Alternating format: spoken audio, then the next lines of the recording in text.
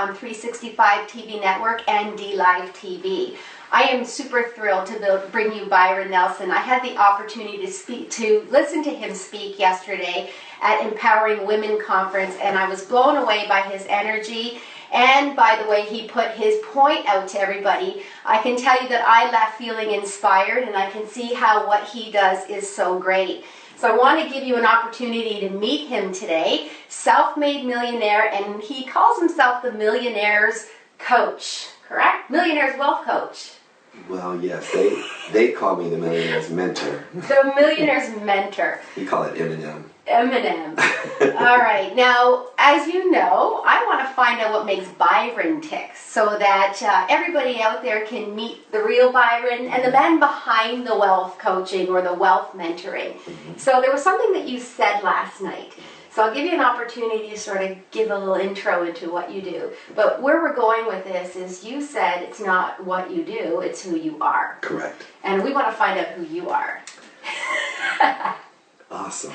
So the whole concept behind it's not what it is that you do, it's who it is.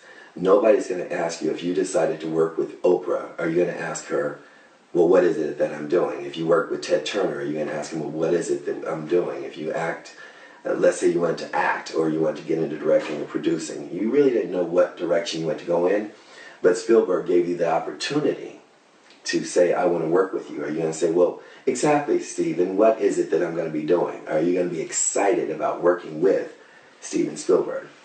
So the whole realm of being able to truly understand what I teach is human equity and relationship currencies, is understanding exactly how much equity are you building in yourself. The greater equity you build within yourself, the greater you become a law of attraction. So everything that you're looking for within the universe, as you start to build equity within yourself, the universe conspires for your success. Right. The right people start to find you. Right. You become, that credit line right. that everybody's looking for to be able to tap into, because so many other people, or the masses, have not developed that credit line. They're starting out with a 500 credit line as opposed to somebody else who spent their whole life building a black card right. within their life. Right. And so that's pretty much what the premise is for the realm of working in a space of, who are you? Why should I work with you? Though they're asking you, what is it that you do? That's the general question throughout the world. Well, what is it that you actually do? What they're really asking is, why should I work with you? Why should I mess with you? Why should I get involved with you? What gives you the credibility, the documentation, the knowledge base, the credit line of what it is that you do that makes you who you are? Right. That's what it comes down to. Now, how did you get into this? What gives you your equity? So I don't want to, I can understand there's a lot of coaches out there, mentors out there. How do you say that you're different? What brought you here? What's your why? Tell us your why. My why, or what makes you different? And how you found your why. How you found your why and why your why is different. Okay. I can't say that a person's why is different, because I utilize, there was a gentleman, he was actually on TED TV, and I took a piece from him, and he's one of the very few people that really spoke to my spirit. And I leveraged one of his stories and put my own twist on it to understand really who Martin Luther King was, right? So Martin Luther King, a lot of people ask, well, what was Martin Luther King about? What did he do? It wasn't necessarily what he did, it was who he was.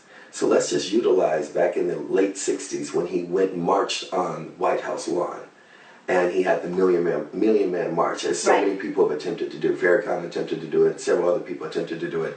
And within that conversation, the question will be asked to an audience, so to speak, that, do you believe that everybody during that Million Man March believed in Martin Luther King? Right. And for 90% of the population, they'll say yes.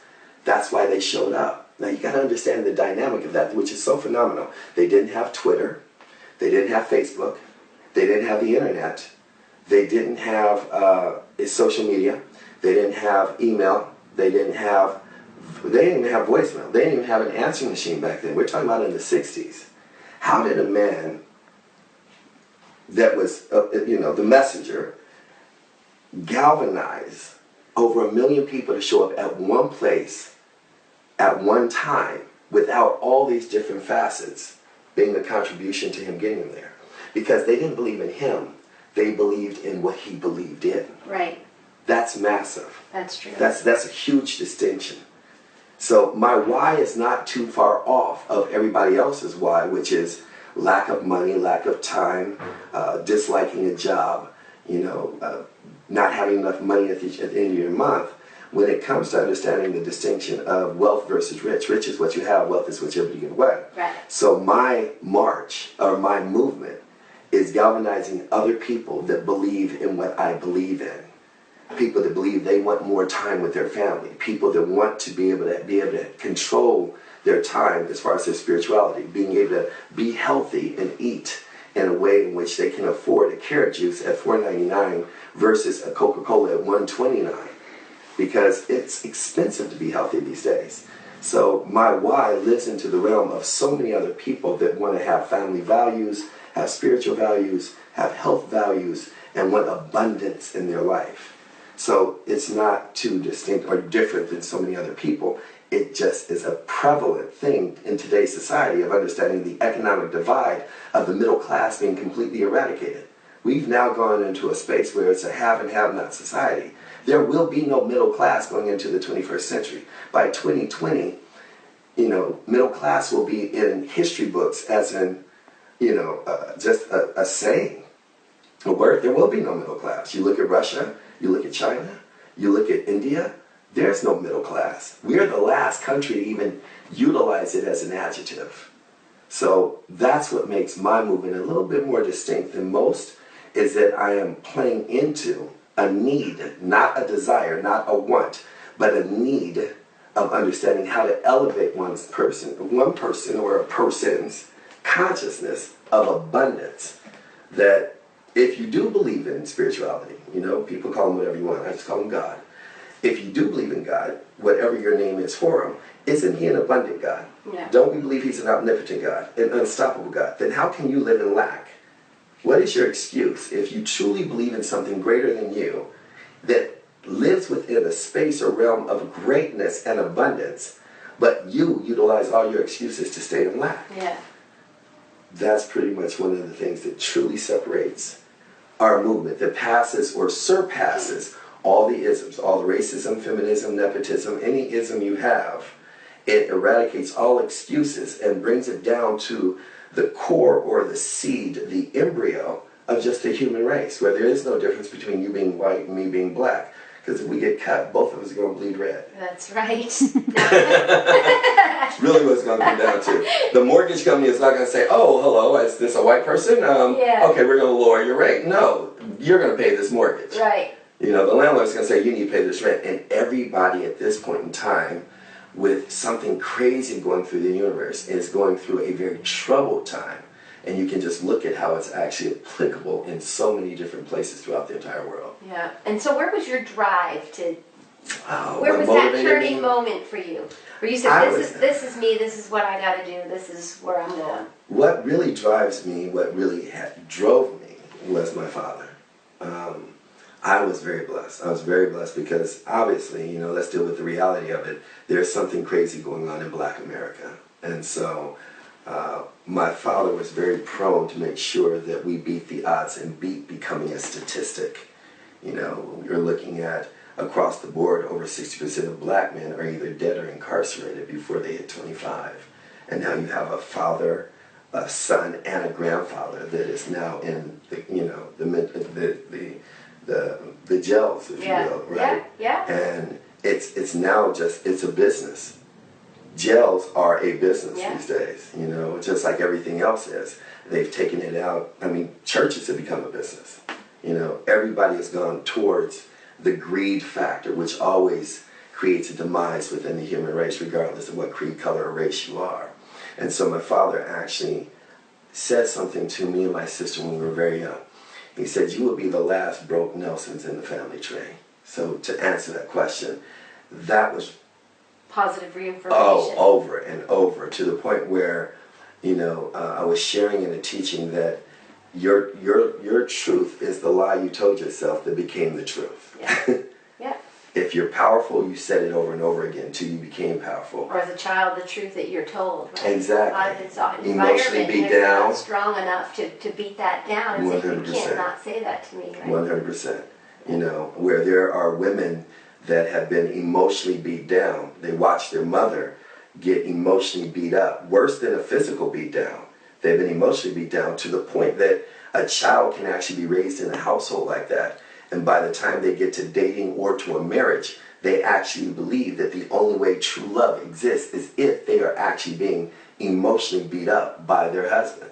And if it's not there, if they are not being taken through the ringer and they don't get somebody who is an ass, so to speak, that is treating them badly, they will actually discard a good relationship and a good man for someone else that will actually beat them down, because that's the only way they know how to interpret what they have come to know or think or perceive is love. We're going to get back to this in a sec, because I want to address, telling the audience how do you take somebody as a mentor who's gone through something like that and say this is your defining moment where you got to change, because it's one thing to know you've got to think different about yourself, but it's a different thing to take the action to erase all that negativity 100%. That you've gone through. But before we get there, when your father gave you all those positive reaffirmations, when did you know that you were on the right path to be doing the right thing? When did it just click for you? I believe that a home is like a garden. If you plant on thorny ground, it's not going to grow properly. That emotional beat up we were talking about, that's thorny ground. A child that is compared to other children, either their siblings or other people in their family, that's thorny ground. If you fertilize the ground properly, it's watered, it's irrigated, it's groomed, it grows with a belief system that is reaffirmed over and over again with what? The one thing that kills everything on the planet in a positive, benevolent space is called what? Love. Yeah. Every child is begging for the love of their parents. Preferably both, but one has been proven to be, more than enough in today's society, knowing how many broken homes we have. It's just love in itself, loving and caring, just like a plant. You have to water it, you have to nurture it, you have to develop it, you have to make sure it gets enough sunlight, you have to make sure that it gets enough rest. All of that plays a part in it. So from my father, my turning point of where I guess I understood, I've always had that. Like, you're going to be a mentor. When did you say, this is what I'm going to do? That I grew up looking at some of my personal mentors, like Mr. Les Brown. I was I was on the phone with him today. I actually have my team. Les Brown. Yes. Live full, die empty. Yes. And we were actually talking today, while I was doing a podcast recording, and I was with one of my constituents, Mr. Gordon, and mentors and best friends. And I said, hold on one second, let me give him a call. And he was when you have people who are on speed dial, we say it all the time, it's the 5 people that you surround yourself with that you truly become that person. I have always known with my father and that reaffirmation to constantly elevate and identify people that brought more to my life than I could do by myself. Now my circle is ridiculous in the most positive way. But it started with my father. It started with the people that we surrounded ourselves with. You hang out with the bad crowd, Byron, you're going to go to, this is where you're going to go. You hang out with the crowd that studies and does this is where you're going to go. And that elevation kept going and kept going and kept going to the point where I was inspired by some of the greatest speakers, Winston Churchill. I was inspired by Martin Luther King. I was inspired by Malcolm X. I was inspired by Huey Newton. I was inspired by Muhammad Ali. He was way more than just a boxer. Him not going to Vietnam became a political figure, and his speaking engagements to be able to truly tangle with some of the greatest minds that are out there. I mean, from, television to interviewers to the public to politicians to he fought every great fight well beyond the ring that made him iconic, that made him the greatest athlete of the 20th century. That's what made Muhammad Ali the greatest athlete of the 20th century. Over 100 years he was identified. He was the most renowned individual on the planet Earth, not just because he knocked people out in the ring, but because he knocked people out in interviews. Yeah. So those things inspired me to emulate. It stimulated. I wanted to be I wanted to be a force to be reckoned with in order to be able to move spirits in the most powerful, positive, benevolent way to make a difference that would create a legacy. Back to my father's conversation, generational wealth, or being the last broke Nelson, or to change the trajectory of your family tree, came by understanding that if what I'm doing in living on purpose is not worth reading about 1,000 years after my lifetime, then why are we here? There's the why I'm looking for. Talk about getting loud right there. Let's take that right back to my last question. So what about those women and those people that don't grow up in that loving environment and don't have those mentors, but yet they know in their soul there's something more for them, but their life is surrounded by not the great people, those 5 great people, but the people that have sort of destroyed who they are, and they want to get to who they can be. How do we acknowledge that? How I acknowledge that and being able to bring value to human life. I've dealt in trafficking in third world countries. It's even done in the U.S. and Canada. I've dealt with drugs. I've dealt with every possibility. Children have never had a father, foster children, autism. At the end of the day, no matter whether we're dealing with a health issue of mental alteration, or we're dealing with autism, or if we're dealing with drug habits, or we're dealing with somebody who had to go down and they're looking for outs, right? They went to the bottle, they went to alcohol, they went to gambling. At the end of the day, you're still a human being. When you're mentoring people and you recognize that they've spent a life that has been beat down, how do you change their mindset? Like, how do you get them to a level where they can succeed when they've come from a place of negativity, unlike you who grew up from a place of positivity? Well, the first thing that we have to understand is we can't change people. People have to want to change themselves. That's the start. And I don't believe in the word change unless it's the weather.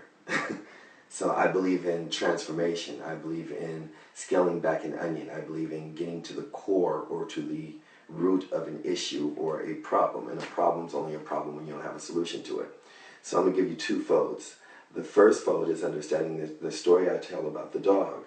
So the dog is sitting up there. I've been beat down. I've been raped. I've been sodomized. I didn't have a mother. I didn't have any money. I came from the hood. I came from a culture, if you deal with Indians, or if you deal with some of the Asian cultures, that I'd come from a submissive, race. I can deal with Russians. They're able to be, you can actually be a woman in Russia and beat to an inch of your life in front of a police officer and nothing take place, where they've been raped and they've been going through stuff, and there's no policing of it in certain eras of time. All of these different dynamics, the dog is bitching and complaining and moaning about what has happened. And the little boy walks by the first day, and the old man's sitting with the little dog, and he says, "What's wrong with the dog?" He said, "He's hurting." He comes by the second day and the third day. By the third day, the little boy is asking, "What is wrong with the dog?" And the old man says, "The dog is in pain." And so he says, "I get that. Every day I come by, it's moaning, it's just in pain with all these issues that you just spoke of." Right. And so then he says, "Well, what exactly is wrong with the dog?" And the old man looks and says, "He's sitting on a rusty nail." And he says, with the little kid, looks and says, with Socratic method of thinking, "Why doesn't the dog get up?" And the old man looks back and he says, "It doesn't hurt bad enough. Until it hurts bad enough that you are willing, able, and powerfully choose with a decision that something must change, until the level of pain exceeds the level of change, in that pain, then all things will stay the same." Right. So that's one yang side of it. The yang side of that is, if I were to go and you said, how do I make a person recognize it?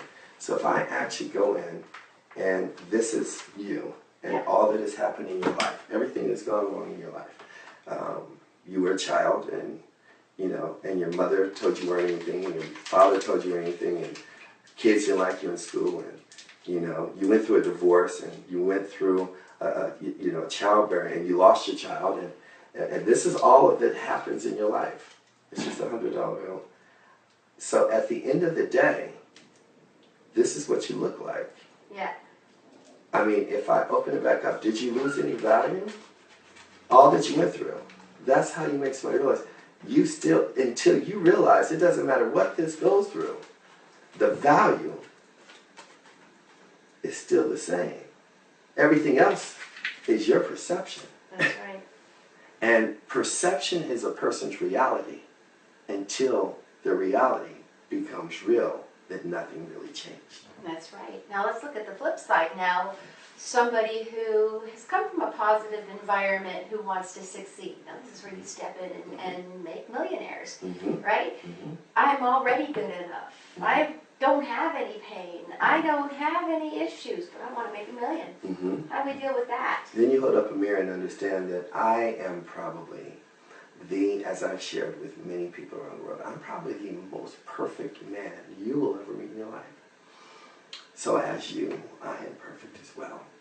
But what you missed is I'm the most perfectly flawed man. For me to claim that there are no issues is for me to be a liar.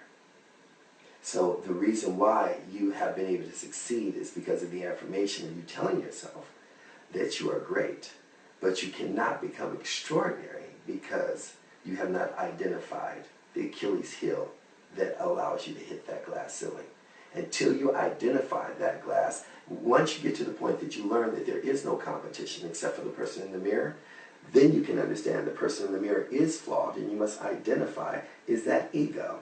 Because ego to me stands for edging God out. You can still do better than most. There are people like Serena. There are people like Tiger Woods. There are people like Muhammad Ali, Michael Jordan, Steph Curry. They are extraordinary athletes, but they still have to go in and develop that talent to be able to play at an exceptional level. So in order to get past that 7 figures, or to get to a Peter Thiel or a Richard Branson, or you have to take it to another level. That's where you fall in love with the vocation of becoming extraordinary and the exception to the rule to do what everybody else won't do to get what everybody else will never get. That's right. Now, what about your defining moments of pain? You want to share? Somebody you said, Ooh, make it real, right? Oh, it's very real. The defining moment of pain, when my father passed. Defining moment of pain, lack of time with my son, not having the abundance necessary to give him all that he wanted in regards to whether either you're chasing the money or you're chasing the time. A moment of pain is always dealing with loss. Yeah. I can take it back. I mean, it's a chronology of loss. I can tell you in 2012, I lost 22 people who were personal to me, not 22 associates. One to colon cancer, one to pancreatic cancer, one that was shot in the head, one to age. There's a myriad of reasons. One to breast cancer. I mean, in 2012, I thought that I became numb. Now, I had many deaths before that, but when you lose 22 people that you talk to on the phone weekly, that's a lot. And they're all separate, distinct. Yeah. And so my father at the time had said, the more lives you touch, the more lives you'll lose. That's so you have true. no control over that. That's so true. The irony of that is it was January 19th that I lost my father in 2013 when I was starting a new year thinking that I would get a new lease on life. And the one person who I dedicate my being of anything to was, transitioned in 2013. So these are defining moments that make you realize what your character is all about. That's so true. And you can either succumb to depression, or you can understand that it was all done for you to become that much greater of a human being, to value the most valuable commodity in life, which is time, and make it work for you in a way that makes a difference in other people's lives. Yeah, and that's the thing, sometimes when we go through the hardest things, especially for business owners and entrepreneurs, probably one of the most depressive states you can be in is being an entrepreneur. 100%. Every day you got to wake up and you got to get yourself up there because you got to spin the wheels to make a dime all the time, right? So those things that you go through in business that put you down to the ground, they're actually meant like a flower to push you up. right? Yes. So pain is a good thing Yes. if you're willing to make the choice to learn 100%. it. Now we're going to make it unstoppable. So how do you take your pain and turn it around so that you're unstoppable? Let's ask the men. Well, it's interpretation. Back to perception. Perception is reality. One of the metaphors I use is if you go to the gym and you work out and it didn't hurt, you didn't work out.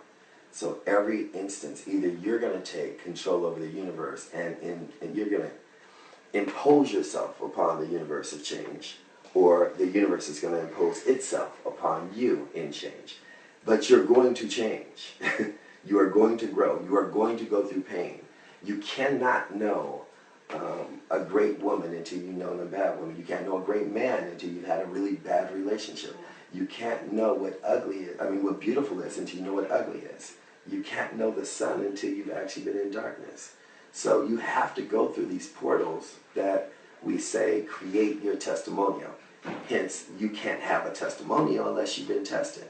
If anybody's looking for just a easy route, quick route, fast route, microwave route, there is none. In fact, one of the greatest lessons that I learned was from one of my mentors, Mr. Greg Provenzano, and he said, I remember so clearly, this was over 2 decades ago, sitting down at a breakfast table, and he said, the longest distance between 2 points is a shortcut. And I remember it like it was yesterday, and everything that I've done, it seems as though I was on the late track, but it was really always on time. Awesome. You have to, whatever is going on, it's go the supposed to extra be going mile. on. Yeah. Exactly. You Right know when it's it's going supposed to to be go going that extra on. mile. 100%. So why don't you tell everybody how they can reach you and what you do and how you promise to make them millionaires? I don't promise to make anybody a millionaire. That I knew I you were don't going to do. say that was a test. I don't promise to make anybody a millionaire. Well, there's a lot of people out there give you their guarantee, right? Yes. I believe that another thing, Mr. Provenzano, he's one of my 5 in the circle in which I cast as my circle of influencers in my life. I call him the Promise Keeper. And one of the things that I have taken upon myself to do to ensure success for the person who chooses powerfully to be successful is create an environment that is conducive for success if a person chooses to be successful. I can be the navigation system. I can't drive the car. I can't take you down the road. I can't change your tire for you. I can give you the map that so many, time and time again, have taken, that was passed on to me, that got me to my first 7, and show you exactly how so many others have duplicated that path and taken that to the destiny or the destination, the GPS destination of the other side of 7 figures by just following this path. It works for everybody. Right. But you cannot get to your future destination looking in the rearview mirror. Guaranteed to have a crash. And so many people live in their past that they never understand their present, which means they will never have a future. That's right. And not only that, people come to these mentors or these coaches and pay coaches. thousands of dollars sitting there thinking that they're going to get an Magic easy dust. fix. Exactly. Right? Easy fix. And then they want their money back because nothing happened. Exactly. You got to get up. I tell people, and that's very powerful. Even if somebody were to email me, it's just my name. It's Mr. Mr.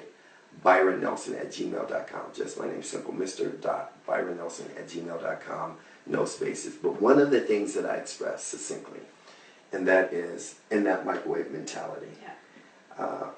Your job, the most powerful word that a person can understand is faith. But faith without works is dead. So what does that mean? You have to have a farmer's mentality. Too many people are quick to go buy microwave food. That's why it kills you. Get canned food or get everything that the farmer gets first dibs on. But the farmer understands a faith walk. Faith is the magic to the Wi-Fi that no one sees. It's the communication to the universe like you'll never understand until you live in faith. So at the moment that you get off of your knees in prayer, or the moment you come out of meditation or out of your chant, whatever you worship or however you pray, you got to do something. That's right. That's right. No matter what coach you get, you got to find the one that serves and speaks to your heart the best, that is going to push you, that is going to influence you, that is not going to do anything less, that's not going to let you, that's going to demand of you and become accountable. You need an accountability. That's all a mentor is. That's all a coach is an accountability partner. And you got to find the one that speaks the greatest into your heart and into your mind. So, I mean, what makes me different from any other coach? I'm non-negotiable. You set a bar, I don't settle.